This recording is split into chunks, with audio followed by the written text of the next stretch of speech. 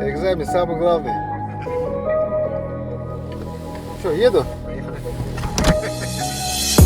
Благодаря вот поддержке республики у нас, конечно, в этом году объем работы вообще в году 61 километр сделал по городу Якутску. Это, конечно, абсолютно благодаря вашей поддержке.